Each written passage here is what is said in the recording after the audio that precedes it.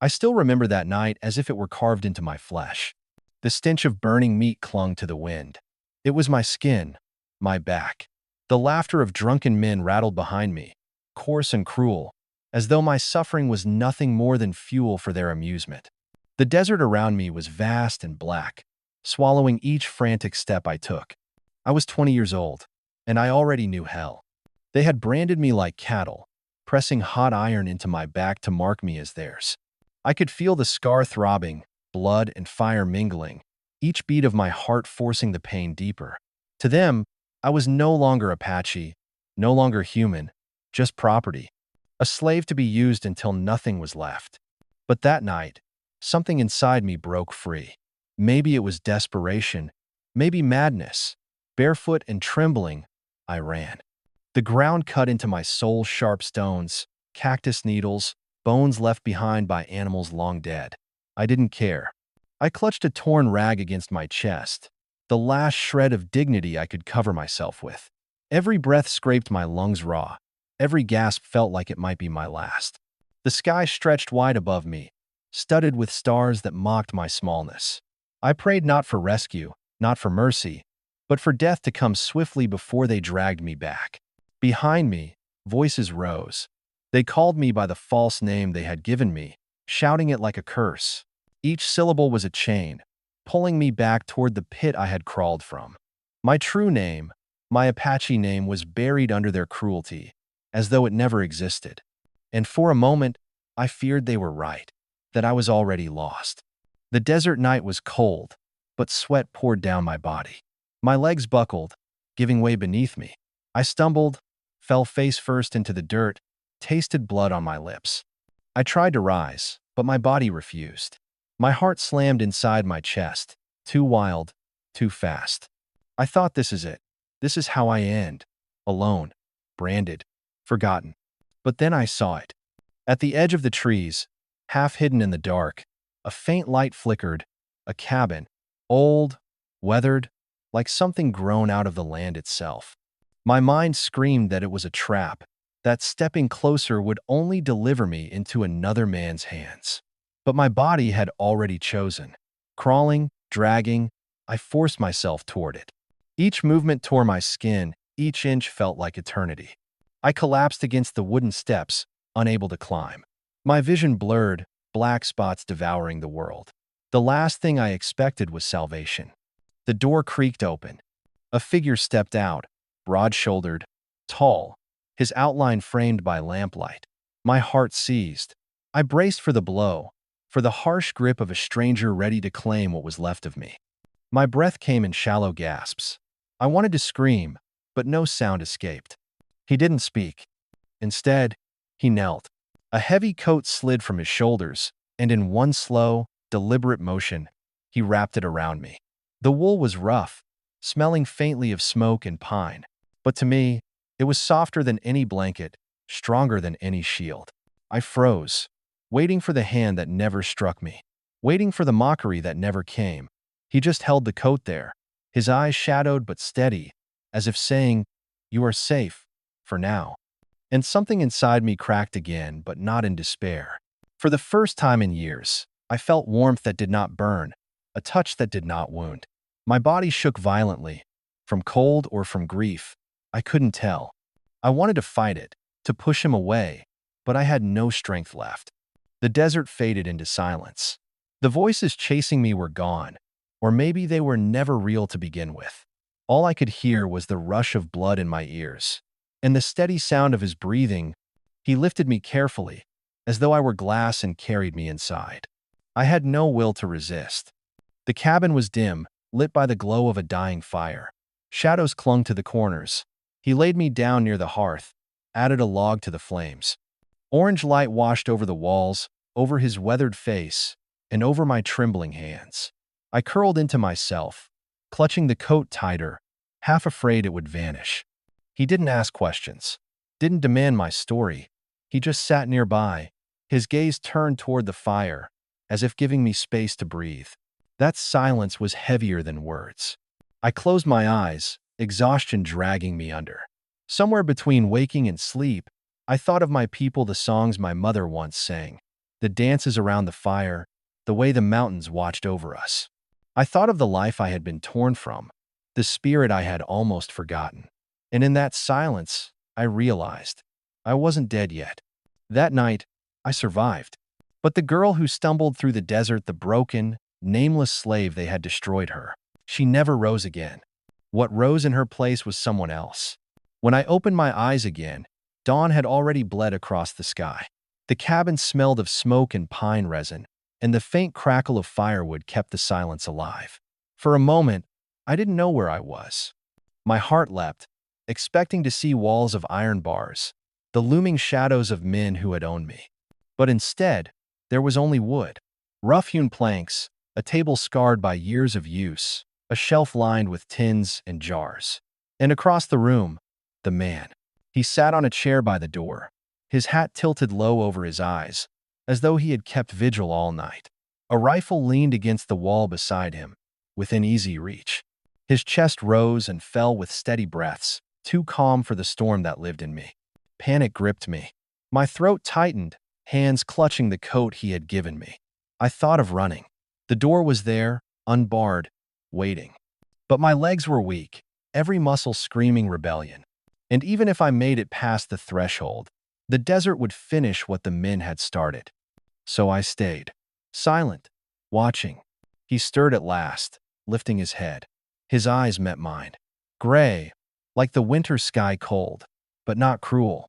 He didn't move closer, didn't speak, only nodded once, as if to say, "You're still alive. That is enough."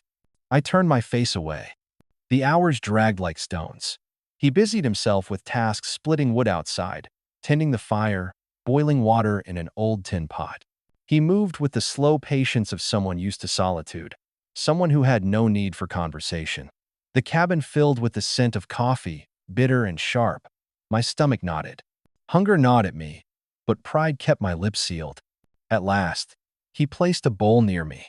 Not in my hands, not forced upon me. Just set it down on the floor within reach, as one might feed a wounded animal. Then he stepped back.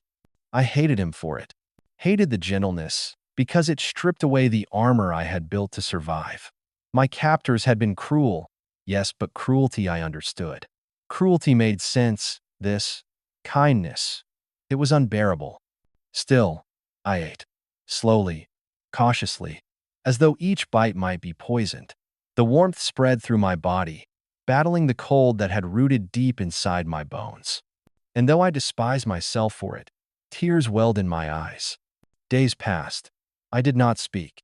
My voice felt buried beneath layers of ash and fear. He asked nothing of me. Each morning, he left the cabin to tend to whatever work filled his days, hunting, mending, patrolling the ridges with that ever-present rifle. Each evening, he returned, his presence quiet but solid, like the mountain itself. Sometimes, I wondered why. Why take me in? Why not turn me over to the men who hunted me? In this world, kindness was a luxury no one could afford. I dreamed often of my mother's face, weathered by sun and wisdom, of my father's voice, chanting prayers to the spirits as the fire crackled, of the songs we once sang as children, our feet beating dust into rhythm beneath the stars. In those dreams, I was free again, hair loose in the wind, laughter rising into the night. But always, I woke to silence, to the cabin, to the man with gray eyes. One evening, as the sun bled red across the horizon, I caught my reflection in a shard of broken mirror nailed to the wall. I barely recognized the girl staring back. Hollow cheeks, cracked lips, a brand scar etched across her back. Not the daughter of proud Apache warriors. Just a survivor. Anger flared in me then, not at him, not even at my captors, but at myself, for living, for breathing when so many of my people had been silenced, for accepting food from a stranger when I should have chosen death in the desert. That night, I did not sleep. I sat by the fire, knees pulled to my chest, staring into the flames. The man worked quietly beside me, repairing a broken strap on his saddle. The silence pressed heavier than words. At last I spoke. My voice cracked, rusted from disuse. "Why?" He didn't look up. "Why what? Why didn't you leave me there?" My throat burned with the effort. "Why help me? his hands stilled on the leather. A long pause followed, broken only by the pop of resin in the fire. Then he answered, his tone simple, unadorned, "Because you were dying." I waited for more. For explanation, for hidden motive, for the debt he would one day claim. None came. He went back to his work as though the question had already been settled. And in a way, it had. That was the first word I spoke to him. The first stone in the fragile bridge between silence and something else. Still, trust was a distant horizon. My heart remained, a clenched fist, unwilling to open. But in those quiet days, beneath the weight of his unspoken patience, I felt something shift. A seed, small and stubborn, rooting itself in the ashes of who I once was. For the first time since the night of my escape, I began to wonder not if I would survive, but what survival might mean. I had thought silence could protect me, a wall no one could breach. But silence has its own way of betraying you. In the stillness of that cabin, memories grew louder than any voice. Sometimes I would drift into sleep and find myself back in the canyons of my childhood. I saw my mother grinding corn, her hands steady, her humming a thread that stitched the day together. I smelled the smoke of juniper wood, the sweet tang of roasted mesquite beans. I heard the laughter of children, my laughter racing the wind through the sagebrush. Those nights, I woke with tears on my face. Other nights, I dreamed of iron, shackles biting into wrists, men's voices heavy with malice, the sting of whips slicing the air. I woke choking, clawing at my throat, the cabin walls pressing in like a cage. The man never asked. He would simply set more wood on the fire, his movements unhurried, grounding me in the present. His silence was not the same as mine. It was steadier, like a river cutting stone. One morning, while washing in a basin of cold water, my shirt slipped. The air struck the scar on my back, raw and burning though months had passed. I froze. The mark branded there was no ordinary wound. It was ownership, carved into flesh, a brand meant to strip me of name and spirit. I had hidden it from him, always turning away, always clutching fabric tight around my shoulders. But that morning, I was too slow. He saw. I heard his breath catch. The sound of it sliced through me sharper than any blade. I spun around, clutching the shirt to my chest, shame flooding hotter than fire. "Don't," I spat, my voice hoarse. "Don't look at me." For the first time since he had found me, his composure broke. His jaw tightened, fists curling at his sides. There was anger in him, not at me, but at the world that had done this. "They did that to you?" His voice was low, almost dangerous. I said nothing. I could not. The words lodged in my throat, jagged and poisonous. He turned away suddenly, pacing the cabin like a caged animal. His boots struck the floorboards in sharp rhythm. Then he stopped, bracing his hands on the table, head bowed. I watched him, bewildered.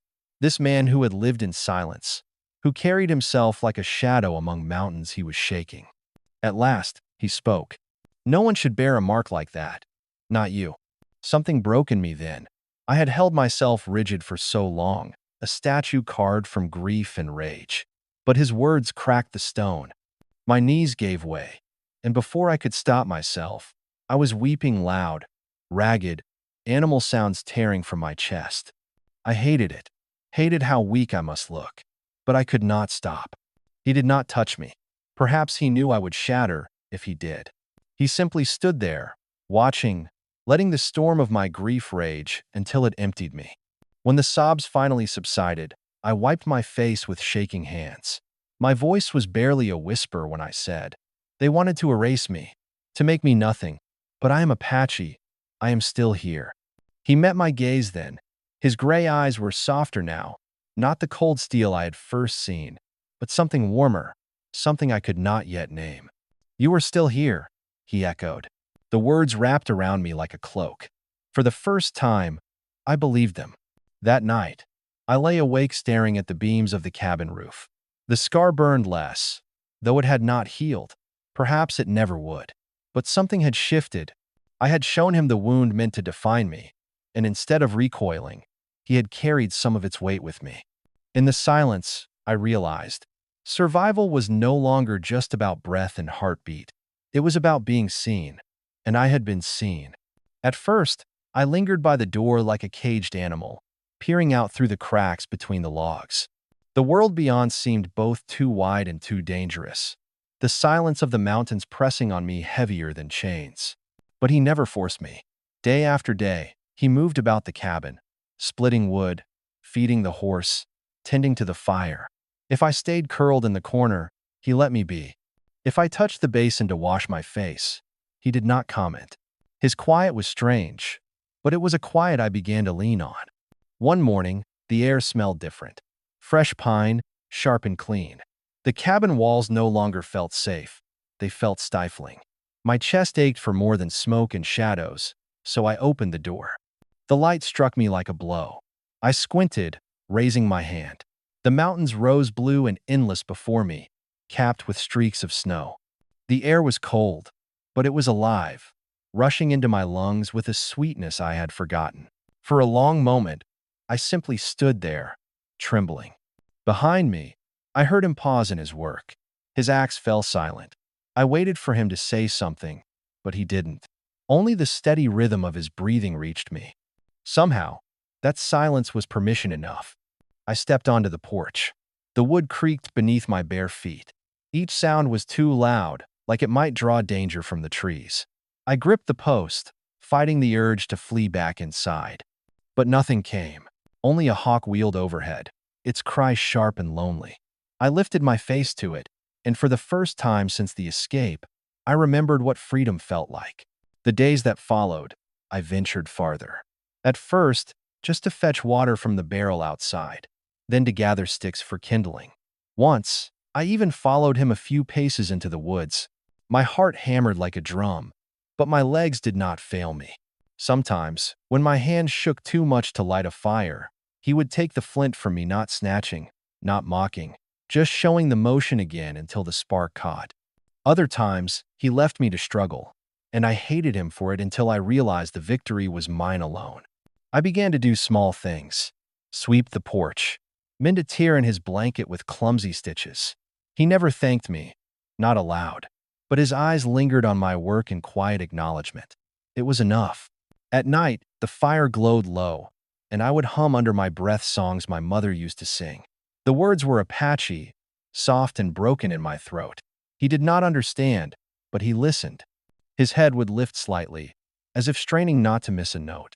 One evening, he set down a cup of warm broth before me and, after a long silence, spoke. His voice was gravelly, like stones turned by a river. "You sing," he said simply. I froze, broth steaming between us. My first instinct was to deny it, to fold back into silence. But instead, I lifted my chin. "Yes," I whispered, "I sing." Something passed between us then, small, fragile, but real. Not trust, not yet, but the first step toward it. Later that night, as I lay on the narrow bed, I listened to the wind pressing against the cabin walls. Once, that sound had meant fear, pursuit, the hunters on my trail.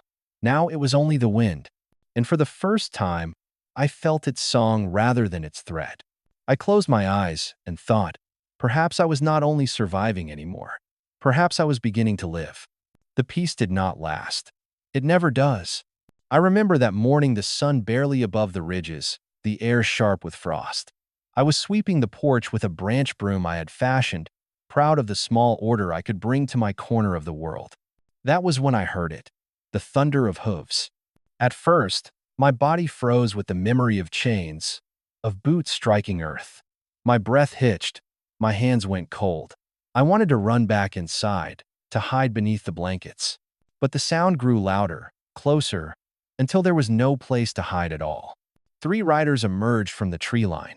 Their horses snorted clouds of white steam, eyes rolling. And there they were, faces I knew too well.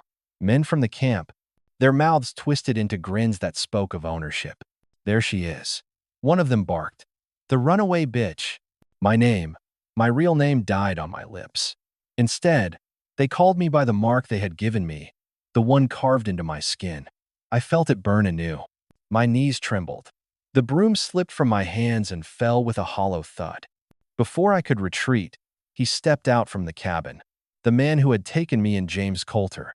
He didn't look at me, only at them, his jaw tight, eyes cold. His rifle was already in his hand, but he held it low, not yet raised. "She's not going anywhere," he said, voice calm, steady as stone. One of the riders spat. "That's Apache stock. Property. You hand her over, old man, or we'll take her." And my chest heaved. Property.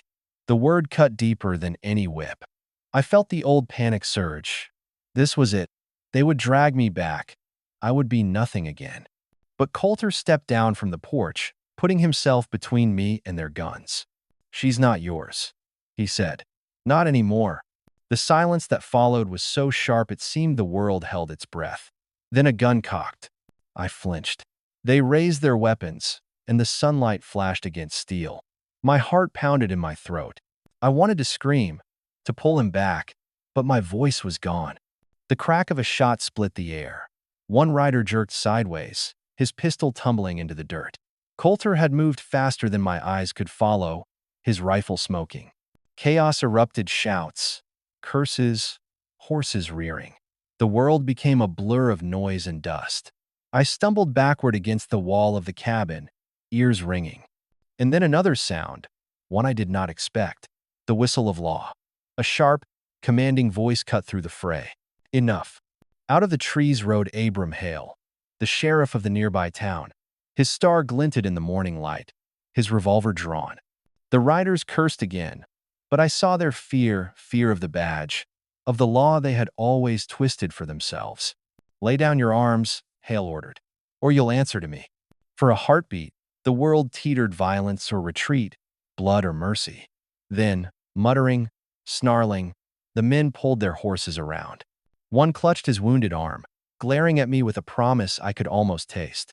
"This ain't over." He spat. But they rode off, hoofbeats fading back into the forest. Silence fell again, broken only by the sheriff's horse snorting. My knees gave way, and I sank to the porch, chest heaving. I pressed my hand to my mouth, trying to swallow the sob that rose. Coulter stood over me, rifle still in hand, his face carved of stone.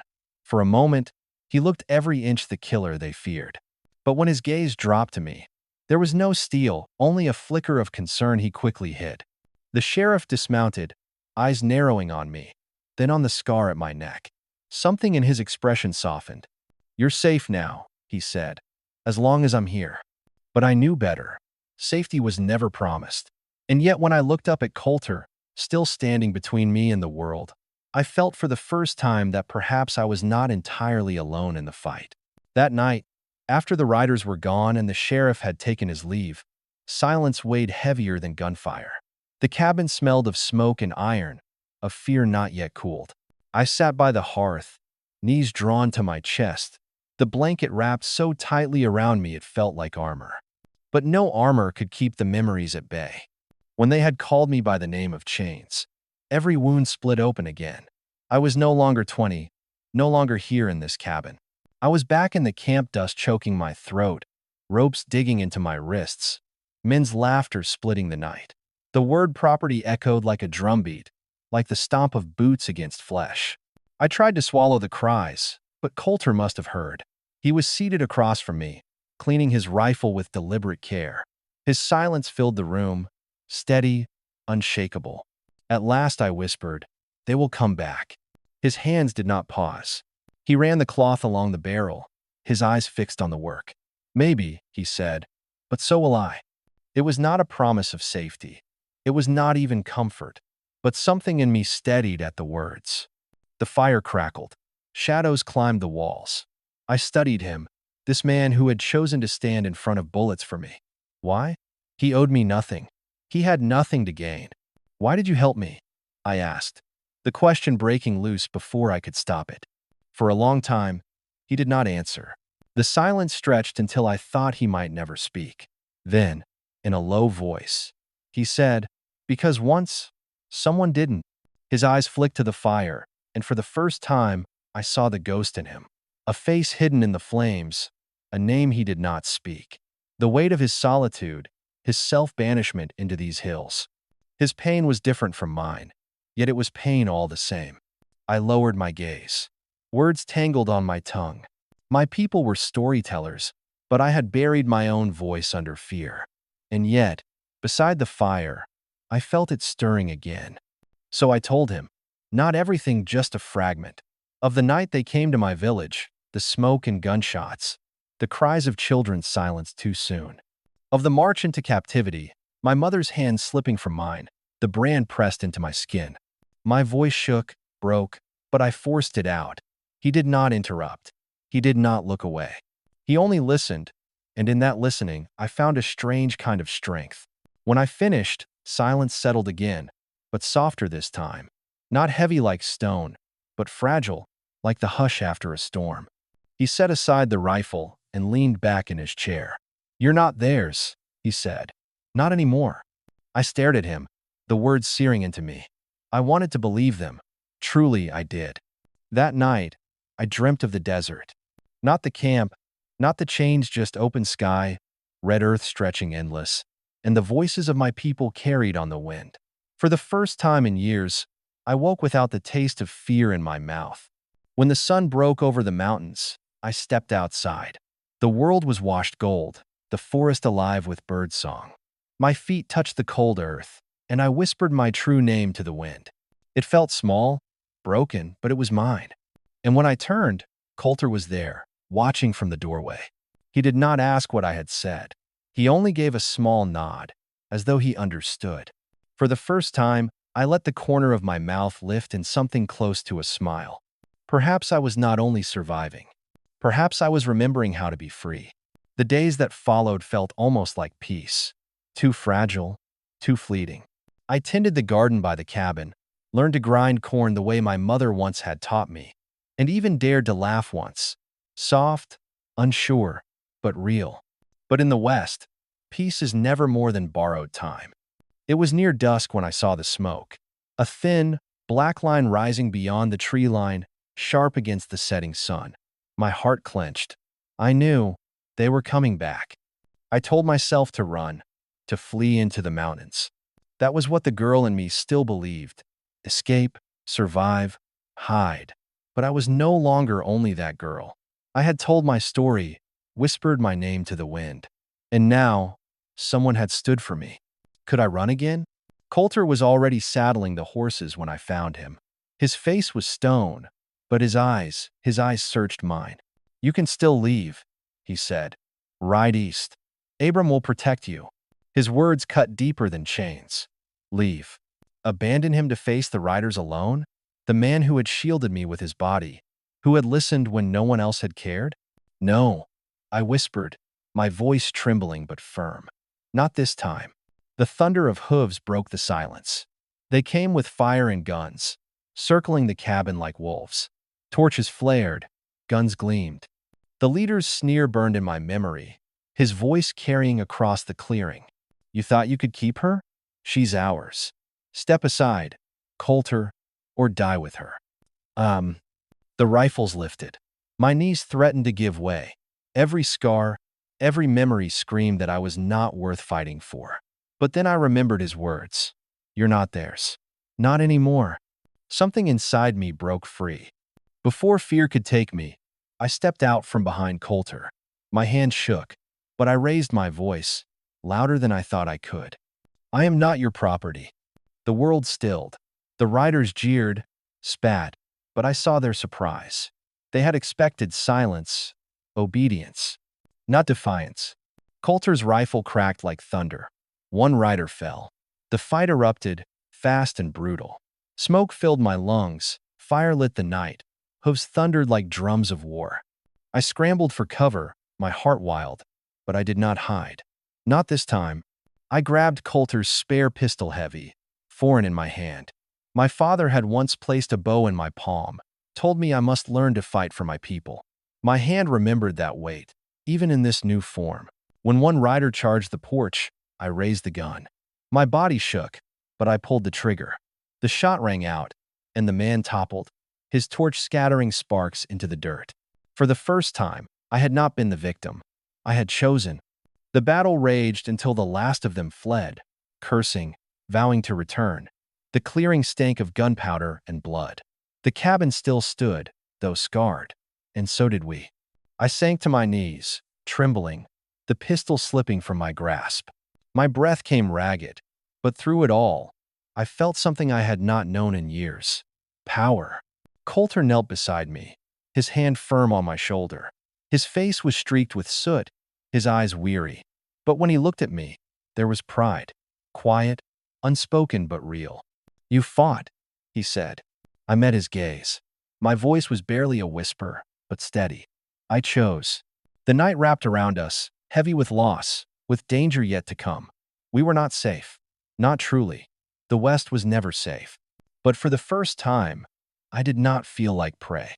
I was Apache. I was a woman with a name, with a will. And standing beside the man who had fought with me, not for me, I felt something bloom, not freedom, not yet, but the beginning of it. When I close my eyes now, years later, I still see the fire that night. But I also see his hand, steady on mine. The West tried to take everything from me. Instead, it gave me this truth. I was never theirs. I was always mine. I still remember the smell of smoke on my skin that night, the crack of rifles shattering the silence, and the way my hands trembled as I lifted a weapon for the first time. Even now, decades later, that memory doesn't fade. The flames that licked the sky were not just fire. They were the burning away of the girl I once was, and the fragile shaping of the woman I would become. When I was 20, I thought survival was nothing more than running from pain, from the men who claimed me, from the grief of my people's suffering. I believed that if I could just stay one step ahead, then maybe life would spare me. But the night I stood beside Coulter, when the riders came again to drag me back into darkness, I learned something far more lasting. Survival is not in the running, but in the standing. It is in the moment you plant your feet and declare, with every trembling fiber of your being, "I am mine, and no one else's." I have carried that truth with me through more years than I ever expected to see. And in the long stretches of silence on the desert wind, or the hush of snow over the high mountains, I find myself whispering the same words to the younger self who once stumbled barefoot through the thorn and dust. You were braver than you knew. Age has softened many of the scars, but it has not dimmed the lesson. The West taught me that cruelty and kindness walk side by side, sometimes even in the same man. Coulter, a stranger who had every reason to close his door, chose instead to wrap me in his coat and stand between me and death. That choice, simple as it was, reshaped the course of my life. We remember wars, battles, losses, but it is often a single act of decency that bends the path of a soul. And so here is what I tell my grandchildren when they sit restless by the fire and ask me for stories of the old days. The world will try to tell you who you belong to. It will carve marks into your skin, chain your steps, or whisper lies into your ears. But in the end, no voice is louder than the one you claim for yourself. You can choose to speak it. You can choose to live it. That is freedom, not the wide horizon, not the endless prairie, but the quiet certainty inside your chest that says, "I am still here." I think about Coulter sometimes, and the way his eyes softened after the battle, as if he saw not just a broken girl but a woman who could stand. He did not rescue me. He stood with me. There is a difference. Rescues fade, but solidarity endures. Perhaps that is the truest form of love in the Wild West. Not possession, not promises carved into stone, but the simple act of standing beside another soul when the night is darkest. Looking back now, I see that our stories are not so different from the land itself. The desert wears its scars openly, the cracked earth, the burned trees, the abandoned trails. Yet every spring, against all odds, flowers bloom in the dust. Life insists on returning.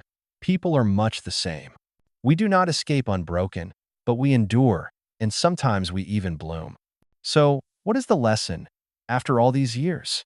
It is this: never believe that you are only what was done to you. You are also what you choose after. Like a lantern set quietly in a window, one small act of courage, yours or someone else's, can light the path through the darkest roads. If this story finds you in a hard season, may it remind you that you are not powerless. You are not only the sum of your scars. You carry within you the same fire that carried me through the desert at 20, the same fire that let me lift a weapon with shaking hands and say, "No more." And perhaps, if you have strength enough, you can be that lantern for another someone waiting in the dark for a sign that kindness still exists. Time has weathered me.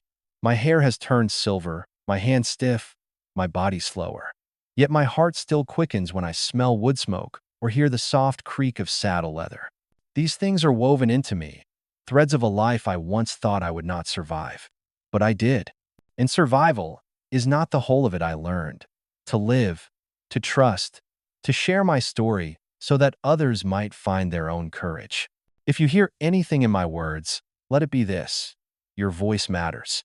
Even trembling, even cracked, even whispered in the face of violence, it matters.